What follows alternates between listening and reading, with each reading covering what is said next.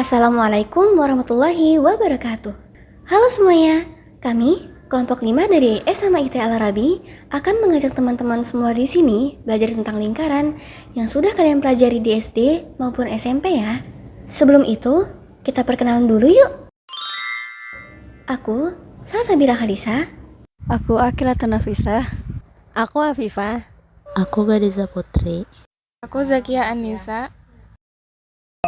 Bagaimana kabar teman-teman semua? Semoga kalian dalam keadaan sehat selalu ya. Pada video kali ini, aku akan membahas tentang apa aja sih? Nah, di sini aku akan membahas tentang pengertian lingkaran dan unsur-unsurnya loh. Sebelum kita memulai pelajaran, jangan lupa membaca doa dulu yuk. Dan pastikan teman-teman semua di sini mencatat dan memperhatikan videonya dengan baik agar tidak mudah lupa. Yuk kita mulai. Sebelum kita membahas pengertian lingkaran, aku mau kasih kuis dulu nih ke teman-teman. Coba kalian perhatikan gambar ini. Kira-kira ada berapa sih benda-benda yang berbentuk lingkaran? Yap, jawabannya adalah 16. Bagi yang jawabannya salah, jangan berkecil hati dulu ya, karena setelah ini akan ada banyak kuis saat video berlangsung. Nah, teman-teman, pengertian lingkaran itu apa sih? Lingkaran adalah kurva tertutup yang jarak dari pusat lingkaran ke setiap tepinya itu sama. Kalau kurva itu apa? Kurva itu garis melengkung yang membentuk seperti setengah lingkaran. Jadi, kalau lingkaran itu kurva tertutup, maksudnya adalah ujung atas kurva dan ujung bawah kurva itu menyatu menjadi sebuah lingkaran. Lingkaran memiliki titik pusat di tengah-tengah. Titik O di sini adalah titik pusatnya ya teman-teman. Nah, titik pusat lingkaran memiliki jarak yang sama ke setiap tepinya. Misal ada titik A dan titik B di tepi lingkarannya. Kalau dia benar-benar lingkaran, maka jarak titik O ke titik A akan sama dengan jarak titik O ke titik B. Begitu ya teman-teman? Apakah bisa dipahami? Jika teman-teman semua sudah paham, sekarang kita lanjut membahas tentang unsur-unsur pada lingkaran. Kita gambarkan seperti ini ya. Unsur-unsur lingkaran terbagi menjadi 8 unsur. Ada apa aja sih? Pertama ada titik pusat, kedua ada jari-jari, ketiga ada diameter, keempat ada tali busur, kelima ada busur, keenam ada juring, ketujuh ada tembereng, dan yang terakhir ada apotema. Kita akan mempelajari satu persatu ya, agar kalian mudah untuk memahaminya. Yang pertama ada titik pusat. Seperti yang sudah aku bahas di pengertian lingkaran, titik pusat adalah titik yang berjarak sama dengan semua titik pada keliling lingkaran. Keliling lingkaran yang ini ya. Maksudnya adalah jika kita anggap titik pusat ini sebagai titik O, lalu ada titik A dan B di tepi lingkarannya, maka jarak titik O ke titik A akan sama dengan jarak titik O ke titik B. Sebelum kita lanjut ke unsur kedua, coba teman-teman jawab kuis berikut.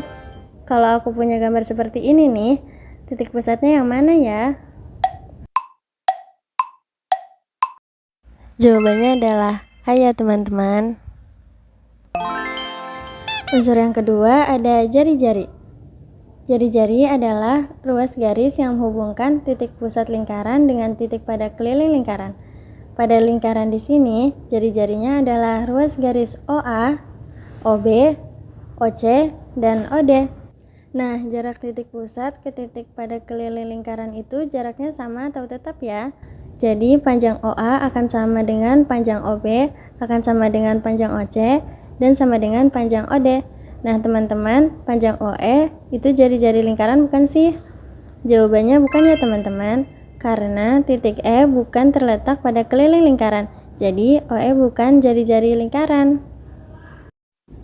Unsur selanjutnya ada diameter. Diameter adalah ruas garis yang menghubungkan dua titik pada keliling lingkaran dan melalui titik pusat lingkaran. Pada lingkaran ini, diameternya adalah AB, karena titik A dan titik B itu terletak di keliling lingkaran dan ruas garisnya melalui titik pusat lingkaran. Panjang diameter lingkaran itu sama dengan 2 kali panjang jari-jari lingkarannya. Jadi, AB akan sama dengan 2OA. AB akan sama dengan 2OB. AB sama dengan 2OC. dan AB sama dengan 2OD. Unsur selanjutnya ada tali busur. Tali busur adalah ruas garis yang menghubungkan dua titik pada keliling lingkaran. Pada lingkaran di sini, ruas garis AD dinamakan tali busur karena titik A dan titik D terletak pada keliling lingkaran. Teman-teman, menurut kalian diameter AB termasuk tali busur lingkaran bukan sih? Ingat, tali busur adalah ruas garis yang menghubungkan dua titik pada keliling lingkaran. Jadi, karena titik A dan titik B terletak pada keliling lingkaran, ruas garis AB juga termasuk ke dalam tali busur. Nah, di sini diameter itu sama saja dengan tali busur terpanjang. Selanjutnya ada busur. Busur adalah garis lengkung yang terletak pada lengkungan lingkaran dan menghubungkan dua titik sebarang pada lingkaran. Contohnya pada busur ada ini. Nah, untuk busur, ada yang disebut busur besar, busur kecil, dan busur setengah lingkaran. Yang pertama, busur besar. Busur besar panjangnya lebih dari setengah lingkaran. Contohnya, busur besar ada ini nih. Nah, kalau busur kecil, busur yang panjangnya kurang dari setengah lingkaran, yaitu yang ini ya. Nah, tapi kalau panjangnya sama dengan setengah lingkaran, maka disebut dengan busur setengah lingkaran. Yang ini ya teman-teman. Nah, di soal itu sering tidak disebutkan busur besar atau kecilnya. Lalu, kalau di soal tidak disebutkan busur besar atau kecilnya, maka yang dimaksud adalah busur kecil. Nah, kemudian penulisan busur itu kayak gini nih. Jadi, untuk busur AD ini ada garis lengkung di atas AD-nya. Lanjut ke unsur berikutnya yaitu juring. Nah, juring adalah daerah di dalam lingkaran yang dibatasi oleh dua jari dan satu busur lingkaran. Juring juga ada juring besar. Kalau juring besarnya tuh yang ini nih, dan juring kecil. Nah, daerah yang berwarna oranye ini disebut juring kecil. Sama seperti busur, kalau di soal tidak disebutkan juring besar atau kecilnya, maka yang dimaksud adalah juring kecil. Oke, sekarang daerah yang diarsir ini termasuk juring bukan? Juring juga ya, karena dibatasi jari-jari kipi dan jari-jari PR. Nah, terus dibatasi sama busur setengah lingkaran QR. Selanjutnya ada tembereng. Tembereng adalah daerah yang dibatasi oleh tali busur dan busur lingkaran. Tembereng terbagi menjadi dua. Ada tembereng besar. Tembereng besar yang ini ya teman-teman. Dan tembereng kecil. Yang ini juga ya teman-teman. Sama seperti busur dan juring, jika di soal tidak disebut tembereng besar atau tembereng kecil, maka yang dimaksud adalah tembereng kecil.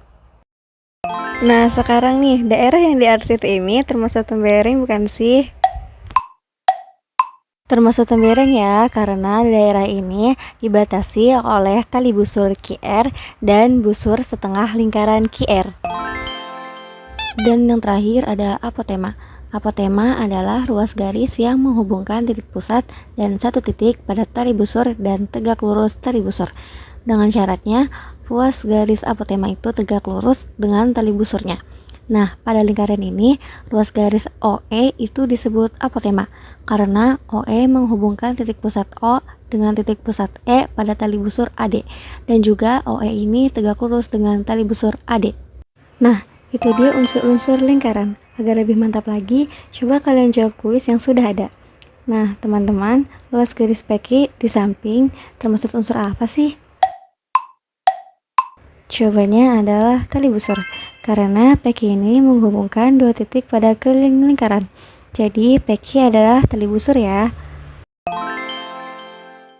Kami dari kelompok 5 mengucapkan terima kasih atas perhatiannya dan waktunya dalam menyaksikan video ini. Jika kalian merasa konten ini bermanfaat, silahkan tekan tombol like, berikan komen kalian, dan subscribe sebagai bentuk dukungan terhadap karya kami. Sekian dari kami, mohon maaf atas segala kekurangannya. Terima kasih. Wassalamualaikum warahmatullahi wabarakatuh.